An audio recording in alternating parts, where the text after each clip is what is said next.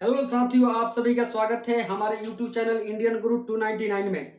आज हम यहाँ जानेंगे राष्ट्रपति के बारे में, जो एक पॉलिटी का पार्ट है और ये हमारे वनडे एग्जाम के लिए बहुत ही महत्वपूर्ण है, क्योंकि राष्ट्रपति के बारे में बहुत से क्वेश्चन बार बार पूछता रहता है। तो हम आज जानेंगे राष्ट्रपति के बारे में। तो सबसे पहले देखेंगे कि राष्ट्रपति को हम क्या कहते हैं। तो राष्ट्रपति को भारत का महामहिम कहा जाता है। क्या कहा जाता है? महामहिम, यानी महामहिम कहा जाता है। राष्ट्रपति को भारत का महामहिम कहा जाता है और राष्ट्रपति भारत का प्रथम नागरिक होते हैं। राष्ट्रपति भारत का प्रथम नागरिक होते हैं। क्या होते हैं? प्रथम नागरिक। प्रथम नागरिक होते हैं। राष्ट्रपति भारत का प्रथम नागरिक होते हैं। और राष्ट्रपति क्या होते हैं? भारत का संवैधानिक प्रमुख भी होते हैं। राष्ट्रपति क्या होते हैं? भारत का संवैधानिक प्रमुख भी होते हैं। क्या होते हैं? संवैधानिक प्रमुख भी होते हैं। संवैधानिक प्रमुख। तो राष्ट्रपति भारत का संवैधानिक प्रमुख भी होते हैं। और अब देखेंगे पूरे विश्व में ऐसे देखें तो दो प्रकार की सरकार चलती है। कितने प्रकार के? दो प्रकार की। तो दो प्रकार की जो सरकार चलती है, एक होती है आपकी अध्यक्षीय सरकार। अध्यक्षीय सरकार एक होती है अध्यक्षीय सरकार। दूसरा में होता है आपका संसदीय सरकार। क्या होती है? संसदीय सरकार। अध्यक्षीय सरकार में प्रमुख होते हैं राष्ट्रपति, लेकिन उनकी जनता डायरेक्ट क्या करती है? चुनाव करती है। जैसे अमेरिका का राष्ट्रपति का चुनाव जनता स्वयं करती है। और एक होता है आपका संसदीय सरकार। तो संसदीय सरकार में तीन चीज आ जाता है। क्या आ जाता है? एक होता है आपका कार्यपालिका, दो नंबर में आता है आपका विधायिका और तीन नंबर में आता है आपका न्यायपालिका। क्या आता है? न्यायपालिका। तो हम देखेंगे तो सबसे पहले अब देखेंगे कार्यपालिका, विधायिका और न्यायपालिका। देश में जितने भी कानून बनते हैं वो कौन बनाती है जी? विधायिका बनाती है। उसको लागू कौन करता है जी? उसको लागू करता है कार्यपालिका। और उसको सुचारू रूप से चलाने के लिए, उसमें एकदम संविधान के अनुसार चलाने के लिए जब वो कानून बन जाता है तो उसमें जो भी गड़बड़ी होता है, उसका उल्लंघन किया जाता है, तो उसके अच्छे ढंग से सुचारू रूप से चलाने के लिए काम करती है आपकी न्यायपालिका। तब हम देखेंगे कार्यपालिका। तो कार्यपालिका का प्रमुख कौन होता है जी? कार्यपालिका का प्रमुख कौन होते हैं? राष्ट्रपति। कौन होते हैं? राष्ट्रपति। भारत में कार्यपालिका के प्रमुख कौन होते हैं? राष्ट्रपति। ये बात हमेशा ध्यान में रखना है कि भारत में कार्यपालिका के प्रमुख कौन होते हैं? राष्ट्रपति। लेकिन वही आ जाए कि भारत में वास्तविक कार्यपालिका का प्रमुख कौन होता है? भारत में वास्तविक कार्यपालिका का प्रमुख कौन होता है? तो भारत में वास्तविक कार्यपालिका का प्रमुख होते हैं प्रधानमंत्री। कौन होते हैं? प्रधानमंत्री। कौन होते हैं? वास्तविक कार्यपालिका के प्रमुख प्रधानमंत्री होते हैं। लेकिन सिंपल पूछे कि कार्यपालिका प्रमुख कौन होते हैं, तो राष्ट्रपति। राष्ट्रपति। कार्यपालिका प्रमुख राष्ट्रपति और वास्तविक कार्यपालिका प्रमुख प्रधानमंत्री या मंत्रिपरिषद। मंत्रिपरिषद। मंत्रिपरिषद। अब आएंगे राष्ट्रपति के बारे में देखेंगे। राष्ट्रपति के बारे में देखने के लिए हमारे संविधान में इनके बारे में बहुत अच्छे ढंग से हर एक बारे में जिक्र किया हुआ है। तो सबसे पहले देखेंगे अनुच्छेद 52। क्या देखेंगे? अनुच्छेद 52। अनुच्छेद 52 में कहा गया है कि भारत में एक राष्ट्रपति होगा। क्या होगा? भारत में एक राष्ट्रपति होगा। भारत में एक राष्ट्रपति होगा। यानी एक भारत में क्या होंगे जी, राष्ट्रपति होंगे। अब उसके बाद से आता है अनुच्छेद 53। क्या आता है, अनुच्छेद 53। तो अनुच्छेद 53 में जो है आपका है, अनुच्छेद 53 कहता है कि देश की कार्यपालिका का प्रमुख कौन होंगे, राष्ट्रपति। देश की कार्यपालिका प्रमुख कौन होंगे, राष्ट्रपति होंगे। कौन होंगे, राष्ट्रपति होंगे। देश की कार्यपालिका का प्रमुख कौन होंगे, राष्ट्रपति होंगे। और ये राष्ट्रपति, एक राष्ट्रपति इतने बड़े देश का शासन व्यवस्था और कार्य को कैसे कर पाएंगे, अकेले नहीं होगा। उनके आराम के लिए और शांति के लिए भी कुछ व्यवस्था बनाई गई है। अपने सहायता के लिए वो किसी को भी नियुक्त कर सकते हैं। तो इसीलिए राष्ट्रपति क्या करते हैं, अपने सहायता के लिए नियुक्त करते हैं किनको, कि अब देखिएगा प्रधानमंत्री को, प्रधानमंत्री को। और किसको नियुक्त करते हैं, मंत्रिपरिषद को, मंत्रिपरिषद को। और ये सब बात किस में लिखी गई है, आर्टिकल 53 में, आर्टिकल 53 में लिखा गया। अब हम देखेंगे आर्टिकल 54। क्या देखेंगे, आर्टिकल 54 यानी अनुच्छेद 54 में, अनुच्छेद 54 में क्या है। तो अनुच्छेद 54 जो है, अनुच्छेद 54 में बताया गया है निर्वाचक मंडल के बारे में। क्या बताया गया है, निर्वाचक मंडल, निर्वाचक मंडल। आर्टिकल 54 में क्या बताया गया है, निर्वाचक मंडल।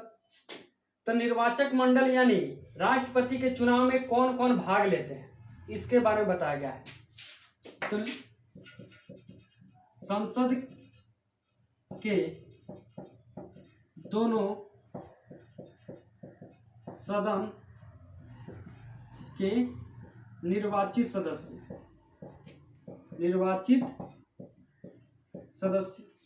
लिखा है, संसद के दोनों सदनों के निर्वाचित सदस्य, यानी एक नंबर में आपका हो जाएगा लोकसभा और दूसरा हो जाएगा राज्यसभा। क्या हो जाएगा, राज्यसभा। और दूसरा में आता है आपके विधानसभा के निर्वाचित सदस्य। क्या आता है, विधान सभा के निर्वाचित सदस्य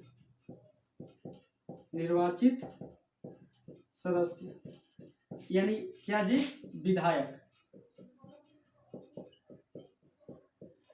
क्या आता है, विधायक।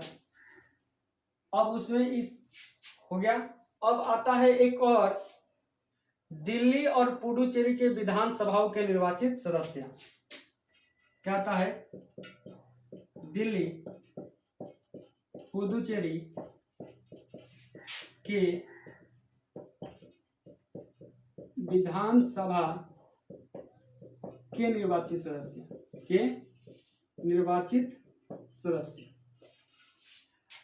तो निर्वाचक मंडल में 4 चीज आता है, संसद के दोनों सदनों के निर्वाचित सदस्य यानी लोकसभा और राज्यसभा, विधानसभा के निर्वाचित सदस्य यानी सभी राज्य के विधानसभा के निर्वाचित सदस्य, यानी राज्यों के विधानसभा के निर्वाचित सदस्य, जैसे विधायक हो गए। अब दूसरा में आता है, तीसरा में आता है दिल्ली और पुडुचेरी के विधानसभाओं के निर्वाचित सदस्य। ये भाग लेते हैं किसमें, राष्ट्रपति के चुनाव में। अब उसके बाद से अब हम पढ़ेंगे अनुच्छेद 55। तो जो अनुच्छेद 55 है, अनुच्छेद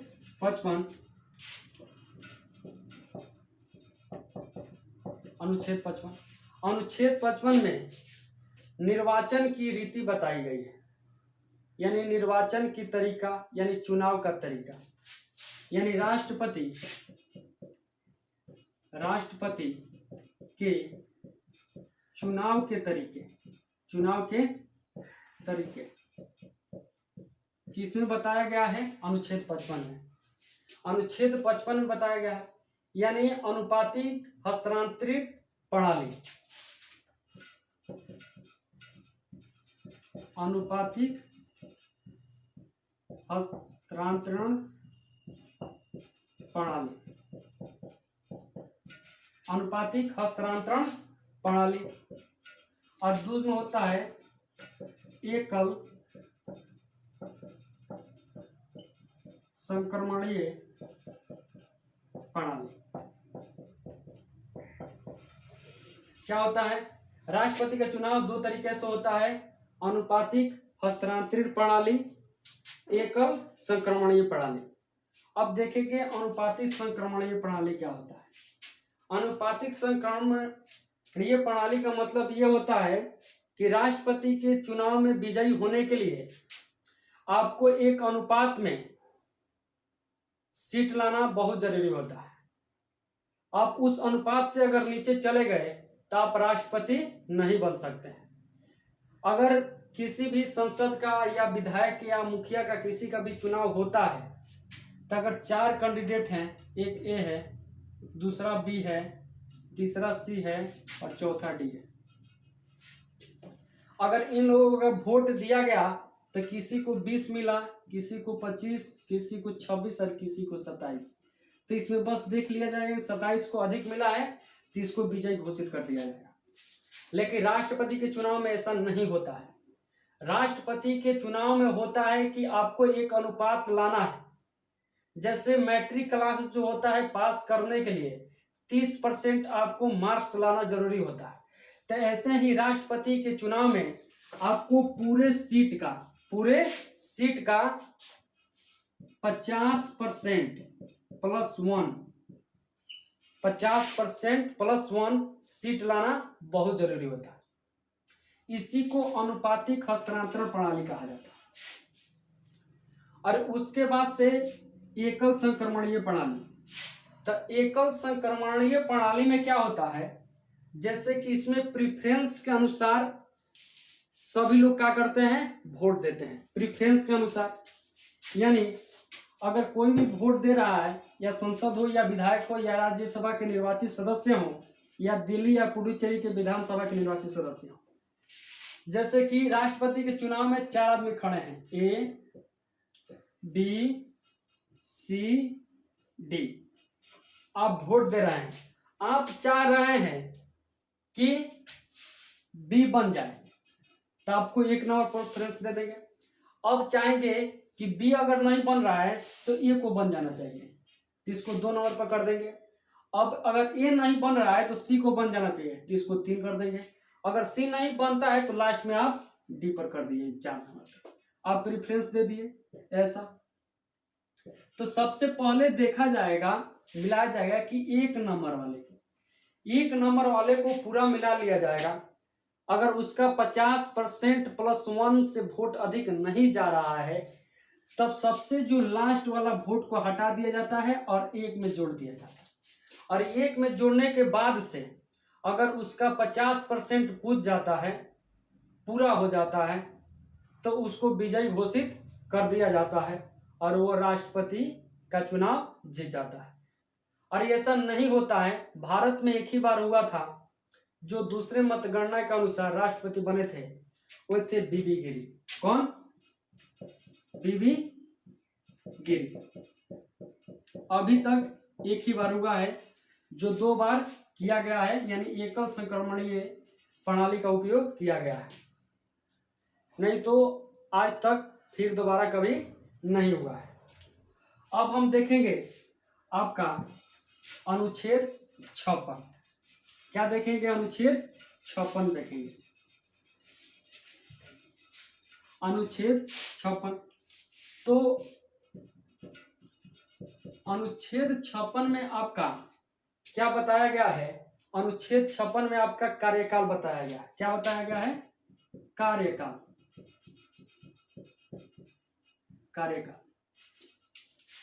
तो ऐसे जानते हैं कि राष्ट्रपति का कार्यकाल कितने दिनों का होता है। तो राष्ट्रपति का कार्यकाल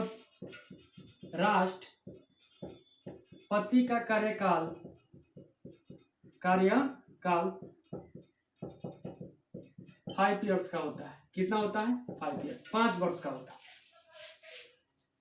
और बहुत से कारण हो सकता है कि राष्ट्रपति का चुनाव कार्यकाल जो होगा ये घट या बढ़ सकता है, लेकिन ऐसे पूछता है नॉर्मली कि राष्ट्रपति का कार्यकाल कितना होता है, तो 5 वर्ष का होता है। अगर मान लीजिए किसी कारणवश अगर राष्ट्रपति का चुनाव समय से पहले नहीं हुआ, तो जो पहले राष्ट्रपति हैं उनकी कार्यकाल बढ़ा दी जाती है। अगर राष्ट्रपति का चुनाव समय के पहले नहीं हुआ, तो जो पहले राष्ट्रपति हैं उनकी कार्यकाल क्या कर दी जाती है? बढ़ा दी जाती है।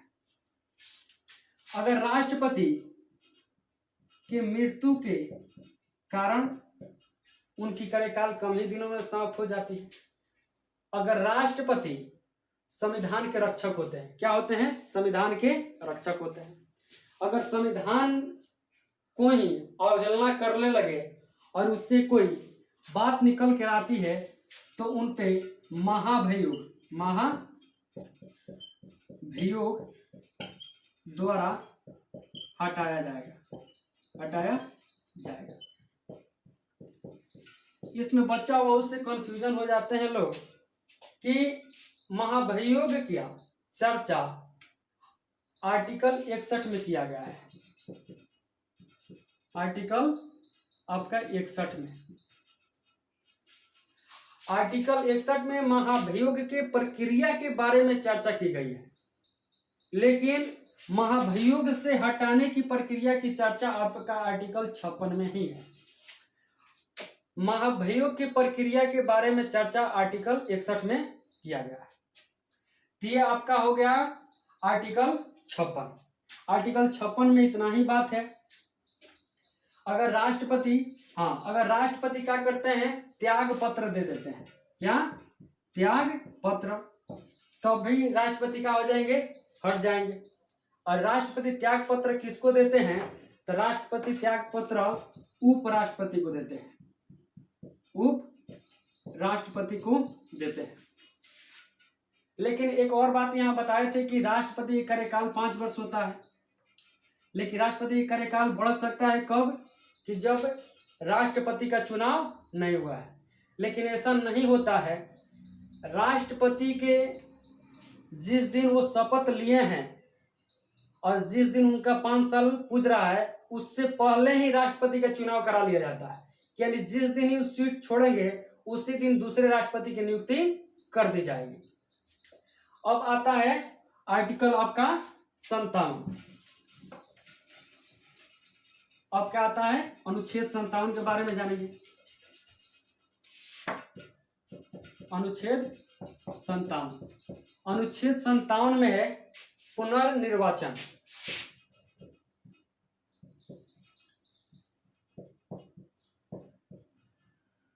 क्या है? पुनर्निर्वाचन। आर्टिकल 57 में पुनर्निर्वाचन यानी राष्ट्रपति कई बार राष्ट्रपति बन सकते हैं। तो ऐसे हम लोग देख रहे हैं कि राष्ट्रपति कई बार राष्ट्रपति बन सकते हैं। ऐसे देखते आ रहे हैं तो कोई भी राष्ट्रपति एक ही बार राष्ट्रपति बन रहा है। तो क्या भारत में कोई भी राष्ट्रपति एक ही बार राष्ट्रपति बन सकता है? फिर भी देखते हैं कि सबसे पहले जो राष्ट्रपति थे डॉक्टर राजेंद्र प्रसाद, तो डॉक्टर राजेंद्र प्रसाद 2 बार राष्ट्रपति बने थे। तब सोचते हैं कि नहीं, भारत के राष्ट्रपति 2 बार राष्ट्रपति बन सकते हैं। ऐसा बात नहीं है।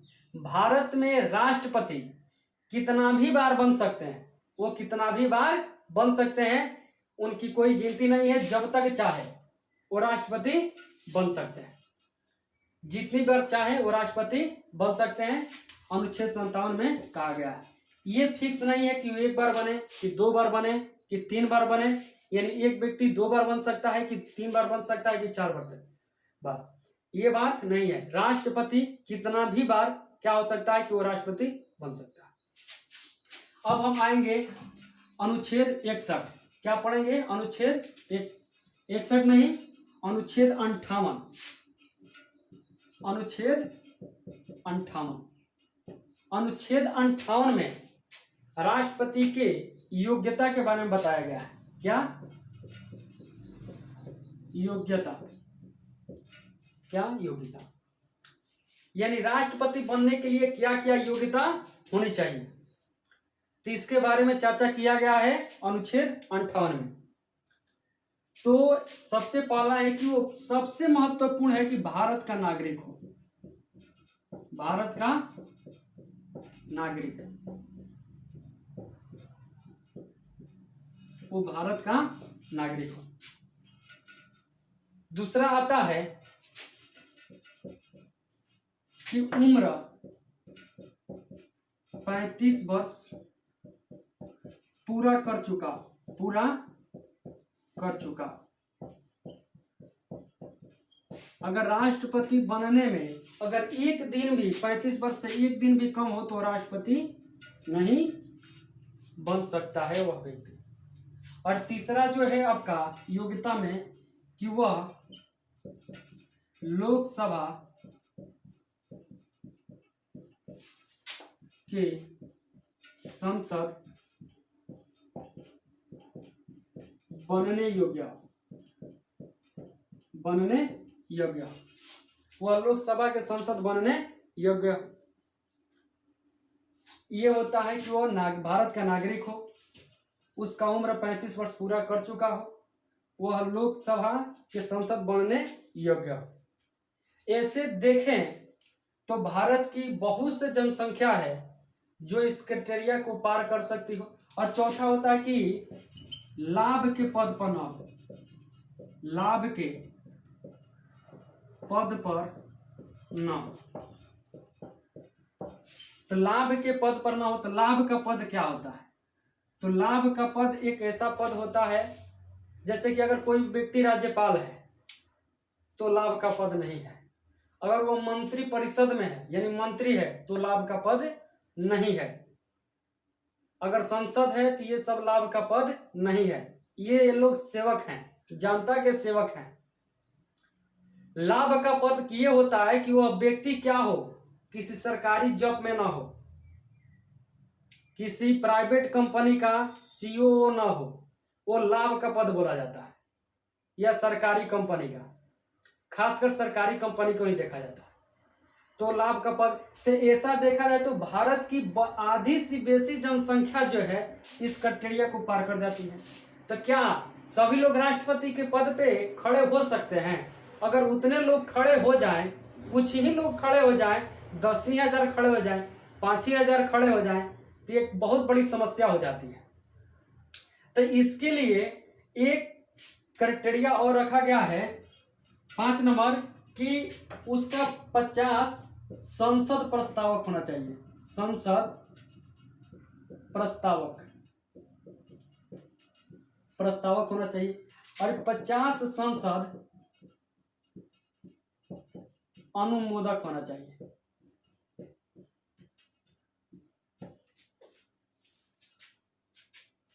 पचास संसद प्रस्तावक होना चाहिए और 50 संसद अनुमोदक होना चाहिए। यानी हम आपको प्रस्ताव करते हैं, नहीं आप बनिए, आपके फॉर्म पे वो सिग्नेचर कर देंगे, अपना कुछ दे देंगे कि हाँ आप राष्ट्रपति पे पद पे खड़ा होने योग्य है। और 50 संसद आपको कहेंगे कि हाँ उनको लाया जाए और राष्ट्रपति के बनने योग्य है। तो ऐसे ही सभी लोग छट जाते हैं और वैसे ही लोग बनते हैं जो किसी पार्टी विशेष से संबंधित होते हैं। तो ये हमारा हो गया राष्ट्रपति बनने के योग्यता अनुच्छेद 58 में कहा गया है। अनुच्छेद 58 में अब एक ही बार पढ़ेंगे अनुच्छेद 60। क्या 60? अनुच्छेद 60 के बारे में अब हम पढ़ेंगे।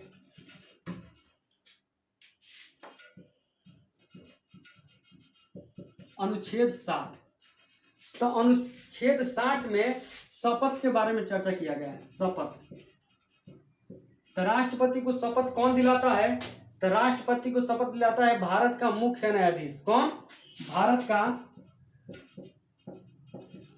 का मुख्य न्यायाधीश।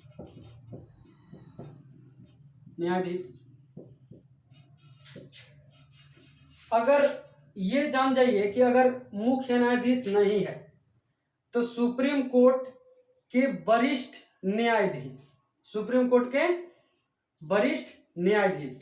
कौन? वरिष्ठ न्यायाधीश।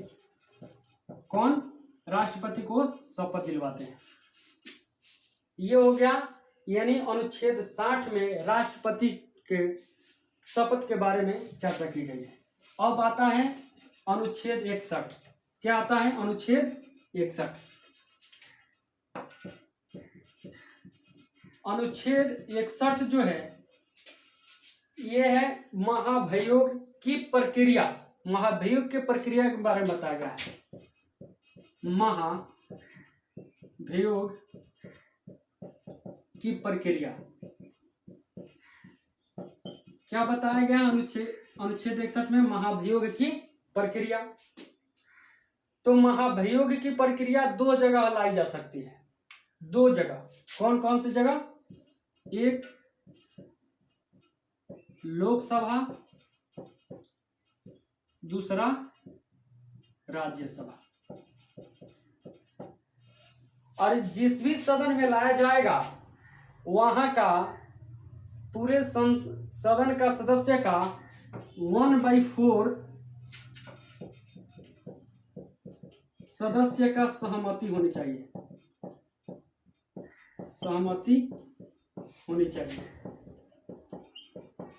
लाने के पहले। और लाने के पहले ही 14 दिन पहले राष्ट्रपति को सूचित कर दिया जाना चाहिए। 14 दिन पहले राष्ट्रपति को सूचित कर देना चाहिए, यानी बता देना चाहिए।